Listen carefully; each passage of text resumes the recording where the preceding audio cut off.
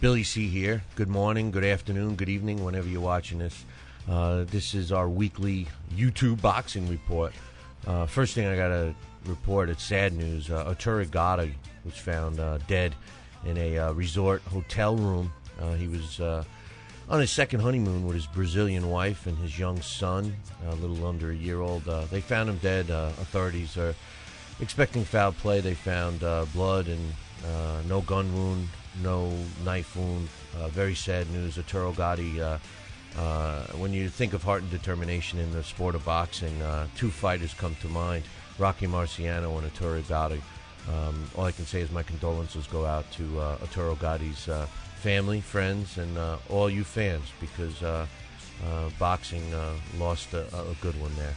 So sorry to report that, but anyway, last night, Joseph King Kong Abeko proved why I think he's one of the best bantamweights ever. When all is said and done, I already talked to Marty Mulcahy this morning. When all is said and done, I told Marty, I said, listen, and nothing against his team, but if somebody actually taught this guy how to throw his left hand and maybe move his feet a little closer together and teach him some footwork, I doubt anybody's going to beat this kid. I mean, Vic Darchinyan, listen, you can't take nothing away from Vic Darchinyan. He was landing some crazy, powerful shots. Didn't even affect King Kong Abeko in the fight. After the fight, Abeko didn't have a mark on him, didn't have one bit of swelling or anything. He beat up Darchinyan. There's no question about it. Darchinyan was a little wild, came in. I think that if King Kong had a little more boxing knowledge, if he was trained a little better, I think he would have stopped Darchinyan. He was open for the left hook all night long. He didn't work the body enough. King Kong didn't work the body enough. And, hey, it was a terrific fight. I happen to have been one of the few, actually three of us from our show, myself, Marty Mulcahy, and the Dave Wilcox, all picked King Kong Abeko to win. Every so-called expert went the other way on that. I'm telling you, when all is said and done, if they can teach this kid, not only will he be one of the best bantamweights of all time, I think he could move up to super bantam and then possibly in the featherweight division. Remember, this guy's only in his late 20s, so he's got plenty of room. Congratulations to him. As far as Vic Darchinyan, this isn't going to hurt him. He's going to come back stronger than ever. The only thing that bothers me is Gary Shaw. I say to myself, and I kid about it all the time, I'm a fat bastard. I can't stay out of pizzerias. I love cannolis. I love all that stuff. But you know what? Gary Shaw's a fatter bastard than me, and he should shut up. You know what he says in the post-conference? You probably saw it. All he says is, oh, yeah, he's getting sewed up from all the headbutts. Let me tell you, Vic Darchinyan instigated the headbutts, in my opinion. As far as refereeing, I got to agree with my man Don King. That was the worst referee I've ever seen in a championship bout. The guy should not be allowed. That was clearly not a knockdown. What a joke. One thing I will say that I thought was kind of a joke, too, in the fight previous to that, in the Antonio DeMarco fight. DeMarco was fighting Agnes Adato, and Adato was trying to play the game, man, trying to play he knows the rules game. When that happens, you lose. And, I can't help but think of Hasim Rahman trying the same thing with the cut. You can't do that, guys. Just get out there and fight. Do what you got to do. Friday night, there was a fight, Matt Godfrey against Sean Hawk on Friday Night Fights. You know what?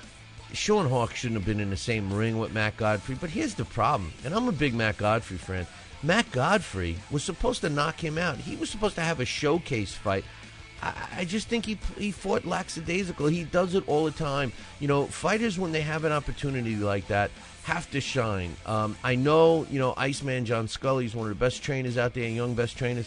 I respected him. They had him on there in between rounds. He said, he didn't want to take any chances and all of that. And sometimes, you got to fight for the fighter, not for the fans. You know what? In this particular case, Sean Hawk showed virtually no skill. Didn't seem to hurt Godfrey at all. Matt Godfrey had to come out there and make a statement. He's claiming he's one of the top 10 cruiserweights in the world. If you're one of the top 10 cruiserweights in the world, you got to dismantle a guy like Sean Hawk. Sorry, Matt. I thought you did great. You won the fight, but you didn't win it convincingly enough for me. He won the fight. There's no question about it. It wasn't close, but he should have been a little more. He needed a little more pizzazz in that fight. Okay, Felix Sturm successfully defended his WBA middleweight title. He beat Goran Gever in a fight in Germany. No surprise with Tomaz Amadak knocking out Bobby Gunn. We all knew that Bobby had heart, but this was a huge step up in class for Bobby. He went 5 rounds. Give him an A for effort. Here's a guy that Cristobal Cruz. He continues to fight tough guy since he won his IBF title from Thomas Mashaba a couple of years ago, year and a half ago. He won again last night against Jorge Solis in Mexico. You got to love a guy. He's went to 39 wins, 11 losses, 1 draw, 23 knockouts. Here's a guy that just seems to be getting better and better. I love these kinds of stories. In another fight, the Nadeaus, Lovemore Nadeau beat Philip Nadeau in South Africa on Saturday night. I'm sorry. So those are some fights that took place this weekend. The thing is that we got some good ones coming up this week. So you got to stay tuned and watch our show on a daily basis. www.talkinboxing.com. If you get up early and get out of your feety pajamas, you can listen live from 6 to 7:30 a.m. Eastern Time just by going to the website www.talkinboxing.com. What's coming up this week? A lot of great stuff, including our Legend versus Legend segment. Scotty Krause and myself are going to have a great time with this one. Jake LaMotta against Carlos Monzon. If these two guys would have met in their prime, what would have happened? Well, I'm going to tell you what I would have thought as far as Jake LaMotta is concerned, and Scotty's going to tell you what he would have thought of if Carlos Monzon won the fight. We have a new segment. It's called a Heavyweight Spotlight. Dave Wilcox headlines that. We kicked it off last week featuring Tommy Morrison, and we got great reviews on that. So make sure you email Dave with some ideas, dave@talkinboxing.com. You know the deal. We got the best people in the business. Part of the show. It's the best show. Check it out. No question about that. Great lineup coming up this week. So all I could say is, you know what? We got some good fights coming up. We'll be chatting about them. Look for some specials that we're going to be doing in the very near future. Other than that, you know what? It's a beautiful day out here today in upstate New York.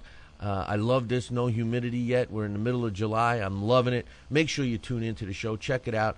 Do yourself a favor. Premium subscription, $15 for the year. Best money you ever spent. Never had an unhappy customer. Listen, keep punching, as my friend Marty Mulcahy would say. And make sure you tune in tomorrow live for the show.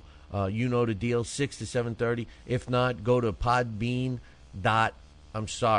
Go to talkinboxing.podbean.com. Download a podcast. You'll love the show. What can I say? Hey, make sure you tune in next week when we do our weekly YouTube report. Otherwise, make sure you catch our show. We do it every single day. Every day. Ciao.